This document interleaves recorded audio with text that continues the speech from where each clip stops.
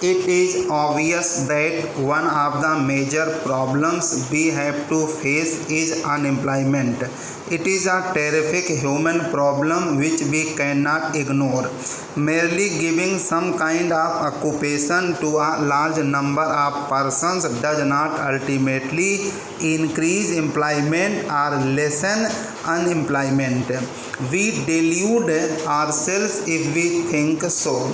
An honorable member of this house remarked outside the house, I believe that a good method of giving employment to a large number of people would be by abolishing the railways. In that event, there will probably be some kind of hand carts.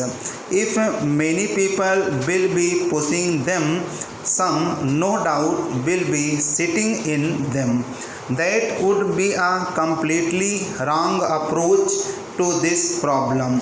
Employment comes through never and more effective means of wealth production. The whole experience of the past 200 years shows that it comes with the growth of technological methods. It is true that technological growth often leads to human misery, but precautions can be taken. Do not imagine that minus technological progress we are going to deal with the problem of unemployment. We cannot. Every country which boasts of full employment today is a country which is technologically advanced. Every country which is not technologically advanced has unemployment or underemployment. Therefore, if India is to advance, India must advance in science and technology, and India must use the latest techniques, always keeping in view, no doubt, that in doing so, the intervening period which always occurs must not cause unhappiness or misery. We have to provide for that even at the cost of progress, because that is no progress which brings suffering and misery in its train. Now we have been planning more or less methodically for the last 7 years or so. As we have tried to plan, we have, if I may say so with all respect, grown a little more expert in planning.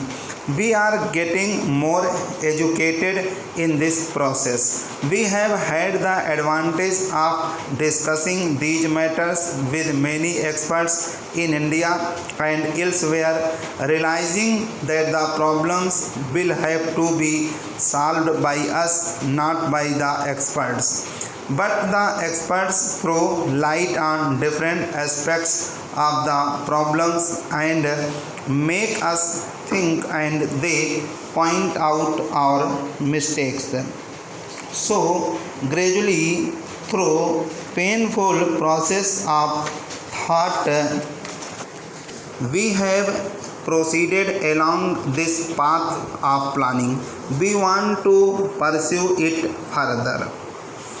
Even people who do not believe in planning, they are becoming fewer and fewer people who believe in what is called free enterprise are gradually realizing the limitations of free enterprise. In a country like India, situated as we are, there can be no free enterprise in the absolute sense. In our circumstances, I am quite certain that with an unplanned free enterprise approach, we cannot make any progress at all. If there is any progress, it will be lopsided. We can put up factories here and there, but it will result only in riches here and greater poverty there. That is not what India aims at.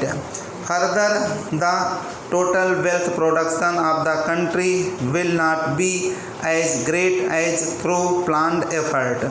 That is a patent fact requiring no proof. The essence of planning is to find the best way to utilize all resources of manpower, of money, and so on, and the essence of free enterprise is to leave these things more or less to chance. Well, if chance is a more satisfactory way of dealing with the problems of life than carefully thought out methods, then of course there need be no planning at all. It means trusting to luck. It is the old idea of fate.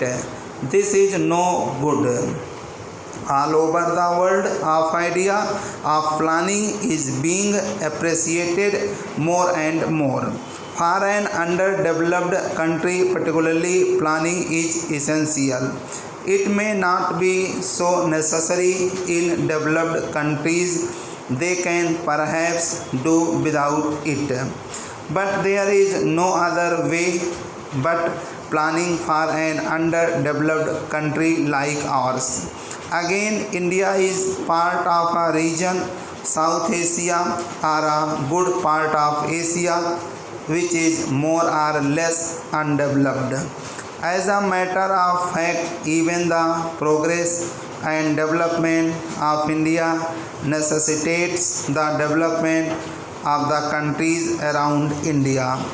I do not mean to say that we cannot develop unless those countries also develop, or that we should interfere with them. My point is that it is in our interest that other countries also develop.